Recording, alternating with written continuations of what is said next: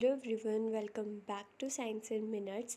सो बेटा, आज हम क्लास 9 साइंस का chapter number 5 the fundamental unit of life का पार्ट 2 देखने वाले हैं। तो चलिए वीडियो को स्टार्ट करते हैं। एंड सॉरी, आपकी क्लास नहीं हो पाई थी थर्सडे को, क्योंकि आपको लग भी रहा होगा मेरी आवाज़ में थोड़ी डिफरेंस, बिकॉज मैं थोड़ी बीमार हूँ। बट आज भी मेरी थोड़ी हिम्मत नहीं थी, बट फिर भी मैं सोचा चलो आज डाल देते हैं, बच्चों की पढ़ाई का लॉस हो जाएगा नहीं तो चलिए स्टार्ट करते हैं। आज ना, अगर मैंने आपकी क्लास रखी है तो इसका मेन मोटो जो है वो है जो सेल है उसके स्ट्रक्चर को समझना। ठीक है। देखो यहाँ पे इस चीज़ को अभी मत देखो, इसको भूल जाओ, यहाँ पे कुछ नहीं लिखा हो, ये मैं आपको डिटेल में बताऊंगी। बट अभी तो आप ये देखो कि सेल होता क्या है। जैसे कि मैंने आपको बताया था भाई, सेल डिफरेंट डिफरेंट शेप का हो सकता है। जैसे एनिमल सेल देखो, इसकी क्या कोई शेप बन रही है? ये ना ही अच्छी तरीके से गोल है ना, ना ही अच्छी तरीके से ओवल, मतलब कोई शेप नहीं है, रैंडमली कुछ भी ऐसे ऐसे करके इसकी शेप बनी हुई है। राइट, तो यहाँ पे ये एनिमल सेल है। एनिमल सेल और प्लांट सेल दोनों अलग होते हैं। ठीक है, उनके बीच का डिफरेंस भी मैं आपको बताऊंगी, बट अभी हम देखते हैं कुछ स्ट्रक्चर थोड़ा समझते हैं। देखो, सेल कैसा होता है, एक तो सबसे पहले एक ऐसा होता है, और यहाँ पे आप लेयर देख पा रहे हो, ये वाली, ये देखो बाहर ये जो लेयर है ये वाली, देख रहे हो? इस लेयर को बोलते हैं हम सेल मेम्ब्रेन। क्या बोलते हैं?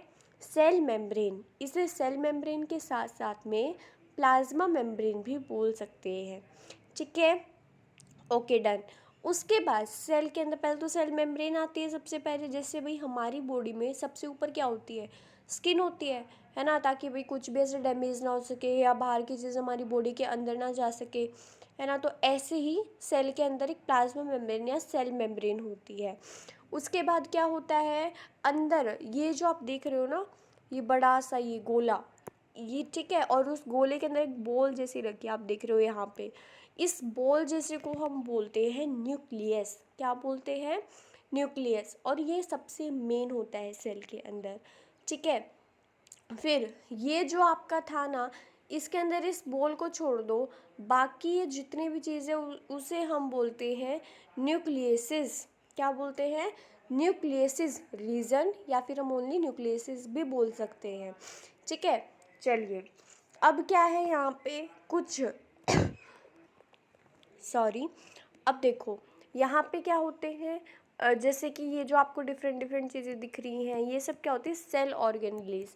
जैसे हमारी बॉडी के अंदर ऑर्गेन्स होते हैं, वैसे ही एक सेल के अंदर भी काफ़ी डिफरेंट डिफरेंट चीज़ें होती हैं।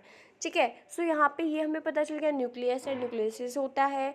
ये आपके सेल मेम्ब्रेन, जिसे हम प्लाज्मा मेम्ब्रेन भी बोलते हैं। ये आपको जो दिख रहा है ना कुछ ऑरेंज ऑरेंज सा, इसे हम बोलते हैं माइटोकॉन्ड्रिया। और ये माइटोकॉन्ड्रिया क्या काम करता है? ये एनर्जी बनाता है, किसकी फॉर्म में? एटीपी की फॉर्म में। इसके बारे में हम आगे जाके फुली डिस्कस करेंगे।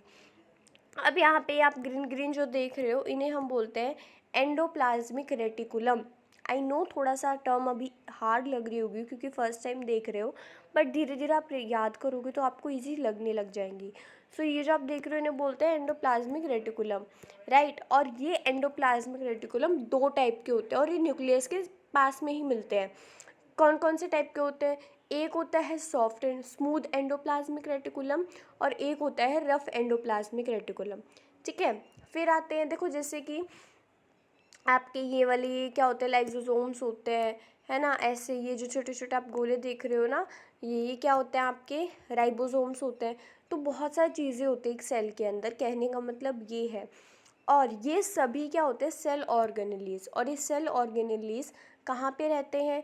मतलब सेल ऑर्गेनेलीज, जैसे कि अब हमारी बॉडी के अंदर खून है, राइट, ब्लड है, तो ऐसे ही सेल के अंदर क्या होता है? साइटोप्लाज्म होता है, जो जेली जैसा सब्सटेंस होता है, जिसके अंदर सभी सेल ऑर्गेनेलीज होते हैं। आगे जाके हम इसके बारे में कम्प्लीटली अच्छे तरीके से डिस्कस करेंगे। अभी हमने क्या देखा? Structure of the cell. अब हम चलते हैं नेक्स्ट उस पर। देखो, जैसे कि मैंने अभी आपको बताया कि सेल की सबसे पहली जो एक लेयर होती है उसका नाम होता है प्लाज्मा मेम्ब्रेन। ठीक है, अब उस प्लाज्मा मेम्ब्रेन के बारे में मैं आपको थोड़ा सा बताती हूँ। प्लाज्मा मेम्ब्रेन देखो यहाँ पे डेफिनेशन लिखी है, ध्यान से देखो इसको। Plasma membrane is the thin मतलब मोटी, living covering present around the cytoplasm of a cell. Cell के अराउंड चारों तरफ जितना भी साइटोप्लाज्म है उसके बाहर की एक लेयर होती है जो मोटी होती है और मतलब लिविंग होती है, ठीक है।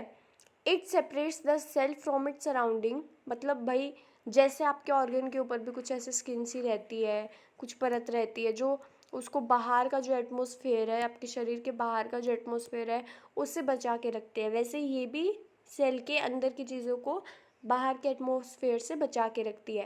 And controls the movement of substance into out of the cell.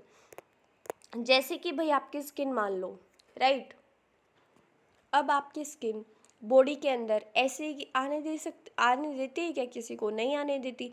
वैसे ही जो सेल के अंदर भाई कौन आएगा, कौन सेल से बाहर जाएगा, ये सब कौन डिपेंड करता है, प्लाज्मा मेम्ब्रेन, क्योंकि यही सबसे बाहर बैठी होती है, ठीक है। तो प्लाज्मा मेम्ब्रेन की कैरेक्टरिस्टिक्स आप देखो जल्दी से क्या क्या है। देखो, it is very thin and elastics, ये क्या होती है, बहुत मोटी, और इलास्टिक्स मतलब ऐसे हिलती रहती है थोड़ी बहुत। इट इज़ लिविंग, ये लिविंग होती है, फ्लेक्सिबल होती है, सब मतलब फ्लेक्स नहीं करती ये, फ्लेक्सिबल का मतलब है ये, मतलब जैसे हम अपनी बॉडी को ऐसे हिला सकते हैं, है ना। तो हम बोलते हैं ना अभी छोटा बच्चा तो बहुत ज़्यादा फ्लेक्सिबल होता है, तो वैसे, ठीक है। It is made up of lipids and proteins, ये पेपर में आपसे पूछ लिया जाता है कि प्लाज्मा मेम्ब्रेन किससे मिलके बनी होती है। तो प्लाज्मा मेम्ब्रेन बेटा दो चीज़ों से मिलके बनी होती है, किन किन से, एक तो होती है लिपिड्स एंड एक होते हैं प्रोटीन्स, ठीक है।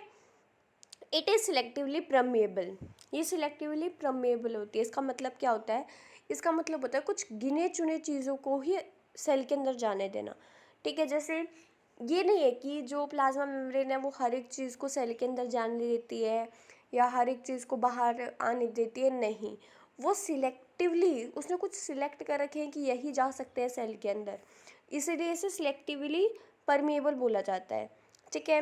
It surrounds the cell and protects, ये सेल के चारों तरफ होती है और उसको प्रोटेक्ट करती है। It controls what enter into and what goes out of the cell, और यही मतलब कंट्रोल करती है कि कौन सेल के अंदर जाएगा, कौन सेल के बाहर आएगा, ठीक है। अब देखो यहाँ पर अब दो टाइप के ट्रांसपोर्ट होते हैं, ठीक है। जैसे कि हमारी बॉडी के अंदर दो टाइप के ट्रांसपोर्ट, मतलब कहने का मतलब है ऐसे सोच के चलो कि सेल के अंदर और बाहर जाने का जो ट्रांसपोर्ट होता है ना, वो दो टाइप का होता है। एक तो होता है एक्टिव ट्रांसपोर्ट, एक होता है पैसिव ट्रांसपोर्ट। आपके एनसीईआरटी के अंदर एक्टिव ट्रांसपोर्ट नहीं दे रखा, बट फिर भी आपको थोड़ा बहुत आना चाहिए, तो इसलिए मैं एक्टिव ट्रांसपोर्ट के बारे में आपको थोड़ा बहुत बताती हूँ। देखो देखो मान लो आप ध्यान देना इधर, मान लो यहाँ पे कोई चीज़ थी, ठीक है, और यहाँ पे वो चीज़ बहुत ज़्यादा अमाउंट में थी, ठीक है। अब मान लो अगर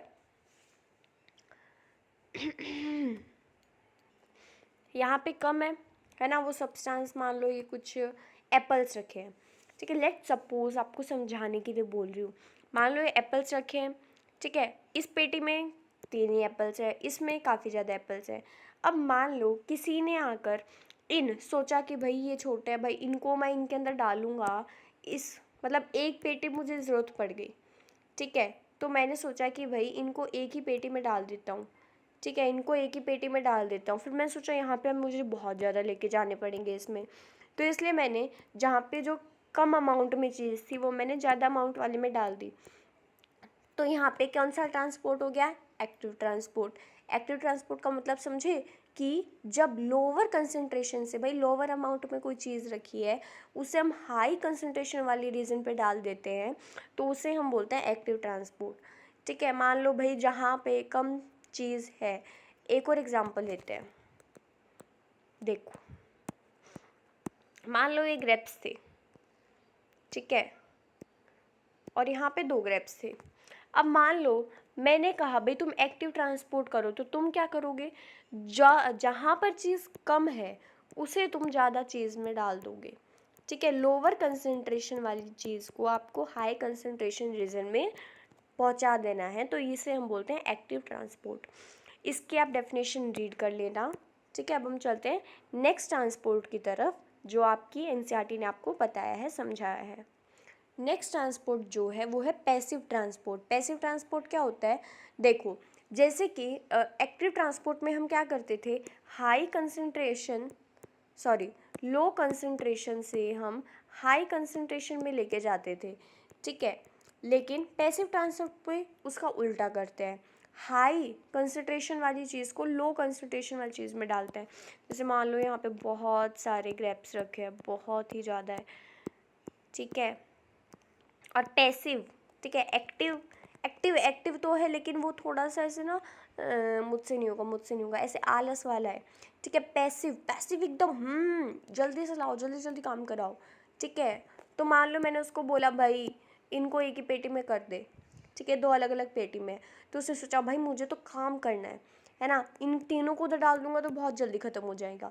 तो उसने ये सारे जहाँ पे ज़्यादा थे उनको एक उसमें डाला, उसने ज़्यादा मेहनत करी, तो उसे हम बोलेंगे पैसिव ट्रांसपोर्ट, यानी कि हाई कंसंट्रेशन वाली रीजन से लोअर कंसंट्रेशन वाले रीजन में जाना, उसे हम बोलते हैं पैसिव ट्रांसपोर्ट, ठीक है। अब पैसिव ट्रांसपोर्ट बेटा 2 टाइप के होते हैं, अब उनके बारे में जल्दी से समझ। देखो फर्स्ट होता है डिफ्यूजन एंड सेकेंड होता है ऑस्मोसिस। सबसे पहले हम समझते हैं डिफ्यूज़न क्या है। तो डिफ्यूज़न वही सेम चीज़ है भाई, पार्ट ही हो गया पैसिव ट्रांसपोर्ट का, तो इतना तो क्लियर है। डिफ्यूज़न इज़ द मूवमेंट, एक मिनट मैं कम कर लूँ इसको, नहीं आपको दिखेगा नहीं फिर, हाँ जी। Diffusion is the movement, diffusion वो वाली मूवमेंट है पार्टिकल्स की from a region of high concentration to a region of lower concentration, मतलब हाई कंसंट्रेशन से लोअर कंसंट्रेशन में जाता है, उसे हम डिफ्यूज़न बोलते हैं, ठीक है मैम। बट डिफ्यूज़न और ऑस्मोसिस फिर इसमें क्या रह गया, इसमें उल्टा हो जाता है क्या, नहीं। डिफ्यूज़न तो यही है कि भाई हाई कंसंट्रेशन से लो कंसंट्रेशन में जाना। फ़र्क क्या है दोनों में, फ़र्क ये है, एक मिनट मैं आपको पहले ऑस्मोसिस पढ़ाती हूँ। डिफ्यूज़न क्लियर हुआ कि भाई वही सेम चीज़ पैसिव ट्रांसपोर्ट वाली, क्योंकि उसी का पार्ट है कि हाई कंसंट्रेशन से जब पार्टिकल्स लोअर कंसंट्रेशन की तरफ जाते हैं तो उसे हम बोलते हैं डिफ्यूज़न। अब हम बात करते हैं ऑस्मोसिस की। ऑस्मोसिस क्या होता है, ऑस्मोसिस वो वाली मोमेंट है जब पानी, है ना, अब आपको कंफ्यूजिंग लगने वाला है ये वाला, देखो वो चीज़ तो है ही पैसिव ट्रांसपोर्ट वाली कि हाई कंसंट्रेशन से लोअर कंसंट्रेशन में चीज़ जाती है, लेकिन बस एक चीज़ है कि इसमें पानी ही जाएगा, ठीक है। लाइक डिफ्यूज़न में भाई कुछ भी चीज़ चली जा सकती है हाई कंसंट्रेशन से लो कंसंट्रेशन में, लेकिन ओस्मोसिस में सिर्फ पानी ही ट्रेवल करेगा। अगर पानी ट्रेवल नहीं कर रहा है, मान लो कुछ और ही चीज़ ट्रेवल कर रही है, तो हम बोलेंगे भाई यहाँ पे डिफ्यूज़न हो रहा है। बट अगर मान लो पानी ट्रेवल कर रहा है तो हम बोलेंगे ऑस्मोसिस हो रही है। अगर मान लो लोअर कंसंट्रेशन से हाई कंसंट्रेशन में कोई चीज़ जा रही है तो हम बोलेंगे भाई एक्टिव ट्रांसपोर्ट हो रहा है, ठीक है। अगर कोई बोले भाई सॉलिड कोई चीज़ है वो हाई कंसंट्रेशन से लो कंसंट्रेशन में आ रही है, तो हम बोलेंगे कि ठीक है भाई डिफ्यूज़न हो रहा है। मतलब पानी आ जाए ना कि पानी हाई कंसंट्रेशन से लो कंसंट्रेशन में जा रहा है, तो उसे हम बोलते हैं ऑस्मोसिस, ठीक है। सेमी परमिएबल मेम्ब्रेन का मतलब होता है एक वो वाली मेम्ब्रेन जो कुछ ही सब्सटेंस को अपने आने मतलब अपने थ्रू आउट पास होने के लिए अलाउ करती हो, ठीक है। बस ये था आपका ट्रांसपोर्ट का कंसेप्ट एंड प्लाज्मा मेम्ब्रेन का कंसेप्ट। तो बस आज के लिए इतना ही। Thank you, love you all, bye bye. ऐसे ही दिल बनाने आते हैं, इन्हीं में काम चला लेना। Bye bye, take care of yourself.